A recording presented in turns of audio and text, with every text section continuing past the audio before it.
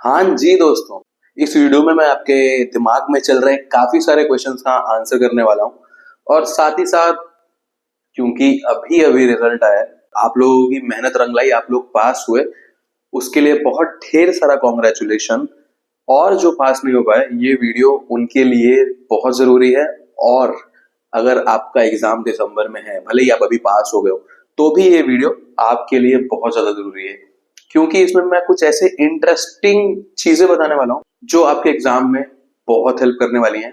तो इस वीडियो को आखिर तक जरूर देखना, क्योंकि मैं कुछ ऐसी टिप्स दूंगा जो आपके एग्जाम में एक डायरेक्ट असर दिखाएंगे, डायरेक्ट। हाय, मेरा नाम है नमन। अगर आप इस चैनल पे नए हो तो consider subscribing to this channel, और अगर आपने अभी तक सब्सक्राइब नहीं किया तो भी आपको सब्सक्राइब करना चाहिए, क्योंकि मैं आपकी पढ़ाई और एग्जाम्स क्रैक करना बहुत आसान बनाता हूँ। तो सबसे पहले क्वेश्चन पे आते हैं। सबसे पहला क्वेश्चन ये है कि क्या 3 साढ़े 3 महीना सफिशिएंट है हमें सीएस पास करने के लिए? तो मैं जो आपको इस वीडियो में बता रहा हूँ, एक कॉपी एक पेन ले लो और आराम से लेके बैठो और लिखो जो मैं बोल रहा हूँ, क्योंकि आने वाले समय में आप उसको भूल जाओगे। और मैं आपको बहुत क्लियरली बोल रहा हूँ, आप चाहे इसको अपनी कॉपी पे लिख लो, चाहे अपने मोबाइल पे लिख लो, चाहे आप डेस्कटॉप पे लिख लो, कहीं भी लिख लो इस बात को जरूर कि ये एग्जाम पास करना बहुत ज्यादा पॉसिबल है अगर आपने सही तरीके से पढ़ाई करी तो। सही तरीका, मैं हमेशा, आपने मेरे पुराने वीडियोस भी देखे होंगे, मैं हमेशा सही तरीके पर फोकस करता हूँ, क्योंकि मुझे ऐसा लगता है कि अगर आपके पास सही स्ट्रैटेजी हो ना तो आप फाड़ सकते हो, मैं लिटरली बोल रहा हूँ। बट आप अगर एक नॉर्मल तरीके से चल रहे हो तो मेरे को लगता है आपकी बहुत ज्यादा मेहनत बिना रिजल्ट नहीं लाएगी। राइट डायरेक्शन में मेहनत करना बहुत जरूरी है। ये मैंने अपने एग्जाम के, सीएस प्रोफेशनल के एग्जाम्स के लेटर स्टेज में सीखा। अगर ये मुझको पहले पता होता ना, मैं कब का लगा चुका होता। और जो बच्चे फेल हुए ना, मैं उनसे बोलना चाह रहा हूँ, सबसे पहले, मैं भी जब स्टार्टिंग में कोई भी एग्जाम पास नहीं कर पाया था, खासकर ये एग्जीक्यूटिव वाले बच्चों के लिए, तो ऐसा लगता था ना कि क्या मैं इस एग्जाम के लिए बना भी हूँ। आपके अंदर भी हो सकता है ये क्वेश्चन आ रहा हो। भाई, जिस दिन वो एक पेपर पास कर लोगे ना, जिस दिन वो एक मॉड्यूल पास कर लोगे ना, आपको लगेगा क्या यार बना हूं मैं इसके लिए। तो बस वो पास नहीं हो पा रहा है, इसलिए आपको ऐसा लग रहा है। जो लोग पास हो गए हैं, जो प्रोफेशनल में आए हैं, कभी ना कभी अगर वो मल्टीपल अटेम्प्ट्स के थ्रू गए होंगे, उनके दिमाग में भी ये जरूर आया होगा कि क्या मैं उस कोर्स के लिए बना भी हूँ। आपको क्या करना है? आपको मैं इस वीडियो में देने वाला हूँ एक माइंडसेट, एक स्ट्रेटेजी जो आपको फॉलो करनी है। और मैं आपको बता रहा हूं क्योंकि मैं अपने एक्सपीरियंस से बताता हूं, आप पास हो जाओगे। बस ये 3 महीने, 3.5 महीने अपने आप को दे दो, अपने सीएस को दे दो, सारे डिस्ट्रैक्शंस हटा दो। सारे डिस्ट्रैक्शन मतलब सारे, ये नहीं बोल रहा कि आज मेरी बात सुन के आप चार्ज हो जाओ और फिर 6 दिन बाद वापस उसी पे आ जाओ, नहीं, ऐसा नहीं करना है। उस तरीके से चलोगे तो कुछ नहीं होगा। ये जो बच्चे एक बार में पास हो जाते हैं, ये क्या करते हैं? Consistency. This is not about how much you study, this is about how often you show up. Just show up for your studies, that's it. तुम्हें ये नहीं करना है कि अभी 16 घंटे पढ़ाई कर लेंगे तो हो जाएगा, ऐसा नहीं करना है। क्योंकि 16 घंटे पढ़ाई करने के लिए भी एक कंसिस्टेंसी बिल्ड करनी होती है। आज आप 16 घंटे बैठ जाओगे, कल नहीं बैठ पाओगे, या शायद बैठ ही ना पाओ आज भी। 16 घंटे आउटपुट के साथ पढ़ाई करना, ये मैं सिखा सकता हूं आपको, आराम से सिखा सकता हूं, क्योंकि की है मैंने। लेकिन मैं अभी आपको ये कह रहा हूं कि अभी आप पहले कंसिस्टेंसी बिल्ड करो। देखो, जो गाड़ी और बाइक भी चलती है ना रोड पे, जब उसे स्टार्ट करोगे ना, तो वो स्टार्ट तो 0 1 2 3 4 से ही होगी। ऐसा नहीं है कि अभी 0 पे और फिर वो अचानक से 70 पहुंच जाए, 100 पहुंच जाए, ऐसा नहीं होता। It takes time to get that momentum.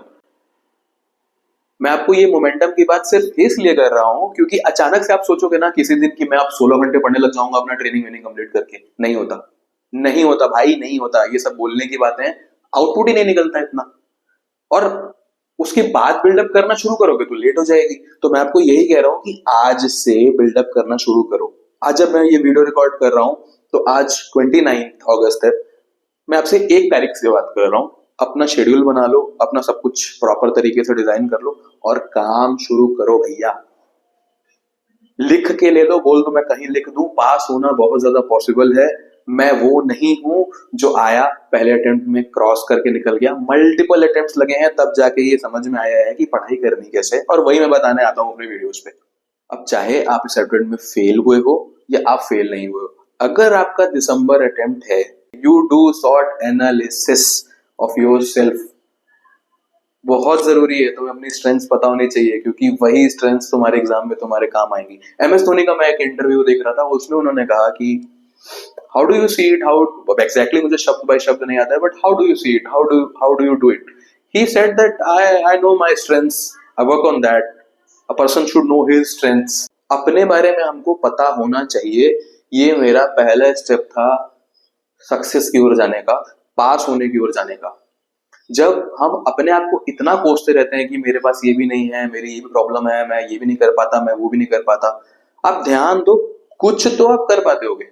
कुछ से मेरा मतलब है कुछ आपकी स्ट्रेंथ्स भी होंगी। जैसे मैं अगर अपने बारे में बताऊं, जब मैंने नोटिस किया कि यार मैं रट नहीं पाता, मगअप नहीं कर पाता, उस वजह से एग्जाम में एज इट इज लिख के आना मेरे लिए बहुत इंपॉसिबल है, तब मैंने स्ट्रेंथ्स नोट करते समय ये नोट किया, कॉन्सेप्चुअली तो मेरी चीजें बहुत अच्छी हैं, तो अगर मैं उस पे काम करूं तो, और मगअप करने पे वीकनेस है ना मेरी, ट्राई करेंगे ना अपन कैसे मगअप करना है।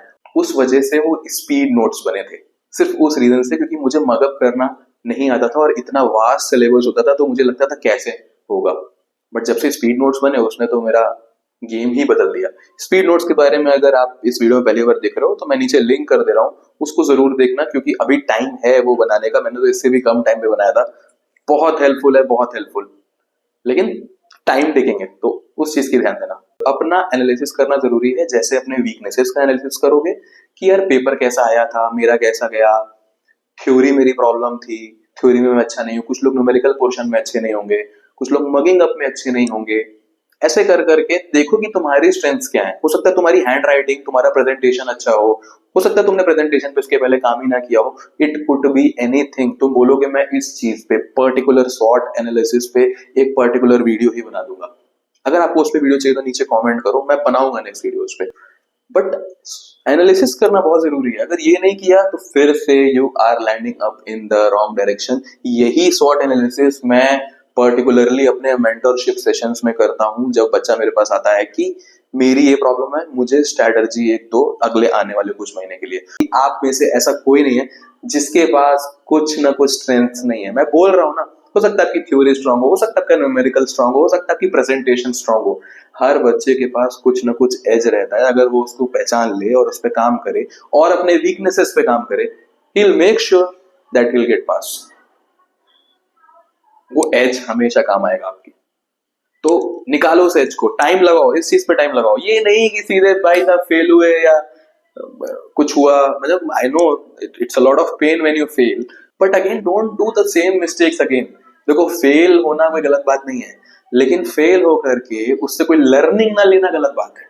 अगर आपने 1 लाख रुपए बर्बाद करके कुछ सीखा है, ठीक है, वो आ जाएगा वापस।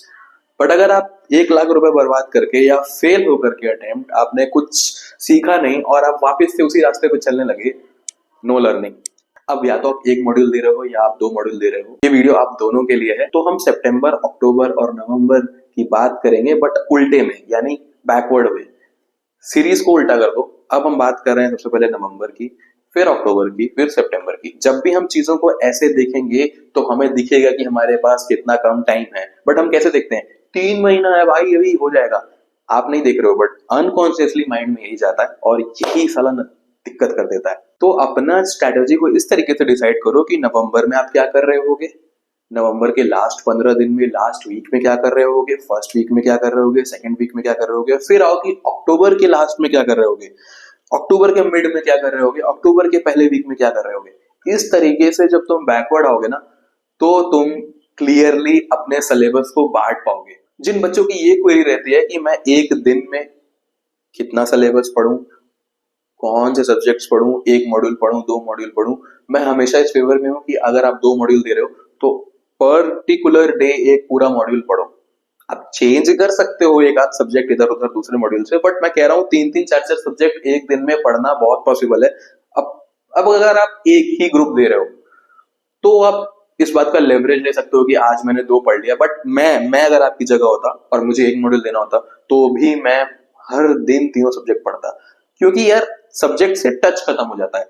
इससे याद आया मुझे, एक और क्वेश्चन आता है मेरे पास, क्या मैं 7 दिन एक सब्जेक्ट पढ़ सकता हूँ या 10 दिन एक सब्जेक्ट पढ़ सकता हूँ, फिर दूसरे पे आता हूँ, फिर तीसरे पे आता हूँ। देखो ये अच्छी स्ट्रेटजी है एक पूरा सब्जेक्ट कंप्लीट करने की, बट उससे क्या होता है, आपने सपोज सब्जेक्ट ए कंप्लीट कर लिया, अब आप आते हो 8 दिन बाद सब्जेक्ट बी पे, बी को भी आपने 8 दिन सपोज पढ़ा। अब इसमें क्या होता है कि आपका 8 दिन का गैप हुआ उस फर्स्ट सब्जेक्ट को देखे हुए। यहां प्रॉब्लम आती है कि जब आप दोबारा सब्जेक्ट ए को उठाओगे, आपको कुछ नहीं याद आएगा, आप पैनिक कर जाओगे और आप सोचोगे भाई मैंने तो कुछ नहीं पढ़ा, कुछ याद नहीं है, मुझको लगता है कि मैंने पढ़ाई में कमी छोड़ दी। नहीं, आपने कमी नहीं छोड़ी, आपने गैप दे दिया, ये कमी थी।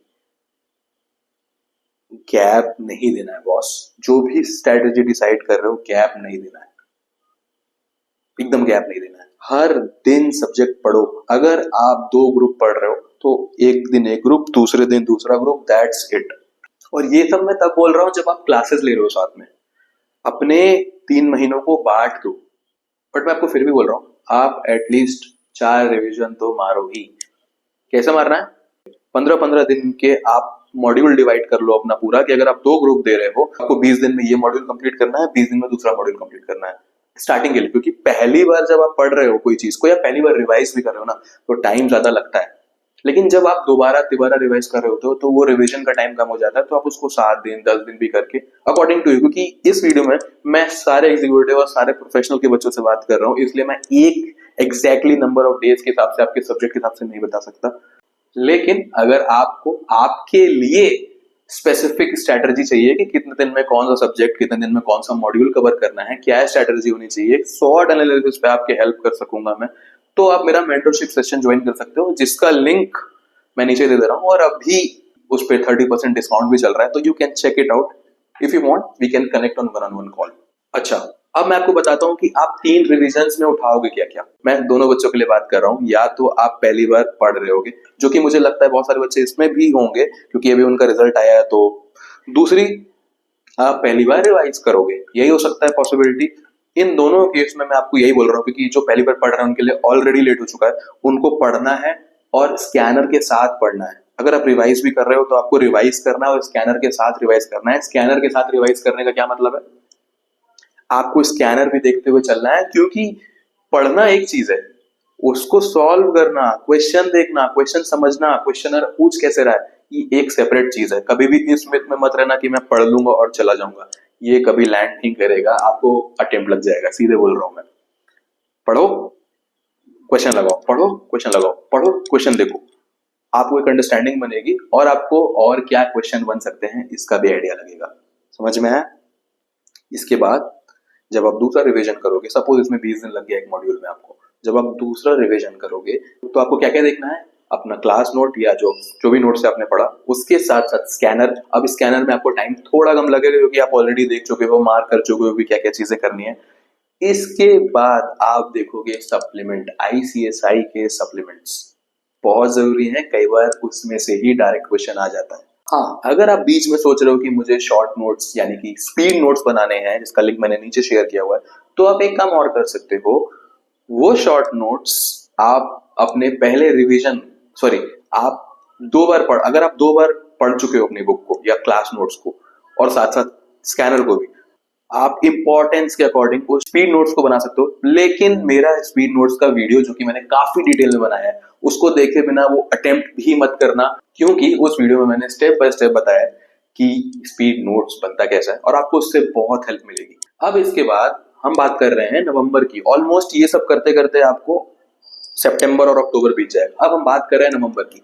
नवंबर में एक काम और कर लेना, और ये आप तभी कर पाओगे जब अपने पीछे अच्छी तरह से पढ़ाई करिए। नवंबर के टाइम पे, यानी कि वो 30 दिन में आप जो भी पढ़ रहे हो, साथ साथ प्रेजेंटेशन पे कुछ काम करो। प्रेजेंटेशन पे मैं जल्द ही एक वीडियो लाने वाला हूँ डेडिकेटेड, जिसमें मैं बताऊंगा कि कैसे प्रेजेंटेशन पे ध्यान ना देना एक भूल है सबकी, मेरी भी थी। But presentation is apart separate game, जिसपे कोई ध्यान ही नहीं दे रहा, जिसके लिए कोई बोल ही नहीं रहा। Test series, that's it. मतलब आपने पढ़ाई करी, आपने टेस्ट सीरीज लगाई, नहीं। टेस्ट सीरीज अच्छा है, टेस्ट सीरीज से आप एक बात समझ जाते हो कि यार ये क्वेश्चन आया, इसका मैं आंसर लिखूं। बट मैं कह रहा हूं presentation is all together a separate game. इस पे मैं जल्द ही एक वर्कशॉप लाने वाला हूं अपनी, क्योंकि मैंने इसको सबसे आखिरी एग्जाम में अपने अप्लाई किया था और मेरा इतने खराब रिजल्ट्स में भी मैं पास हो गया था, क्योंकि मुझे पता है कि presentation has added an edge in my exam. 30% आपका प्रेजेंटेशन है, आपको कभी नहीं बताया जाता ये बात, बट ये है। तो प्रेजेंटेशन कुछ चीजें हैं जिस पे आपको ध्यान देनी है लिखते समय। Presentation is just not writing, just not cutting, it is whole mind game. I want that जब एग्जामिनर आपका कॉपी पढ़े तो उसको ऐसा लगे कि ये एक टॉपर की कॉपी है, सब कुछ सही चल रहा है। तो जब ऐसे माइंड में एग्जामिनर आएगा, तो अब ये साइकोलॉजिकल है थोड़ा सा, बट जब ऐसे माइंड में एग्जामिनर आएगा तो he will grant you an edge on the numbers. This is my thinking, it is, I am not saying this is a fact, things could be different, but मेरा experience, मेरी thinking, मेरा opinion ऐसा रहा है इस चीज को लेकर के। अगर मैं हुआ तो तुम भी पास हो सकते हो। अभी थोड़ा सा बैलेंस्ड टाइम है, थोड़ा और आगे जाओगे तो बहुत कम टाइम होगा, तो अभी से अगर तुम नहीं पढ़ रहे हो तो अपनी पढ़ाई शुरू कर दो। और तुम्हें कौन सी दिक्कत आ रही है और तुम्हारी क्या प्रॉब्लम्स है नीचे कमेंट करो। I will make sure I answer to all of these.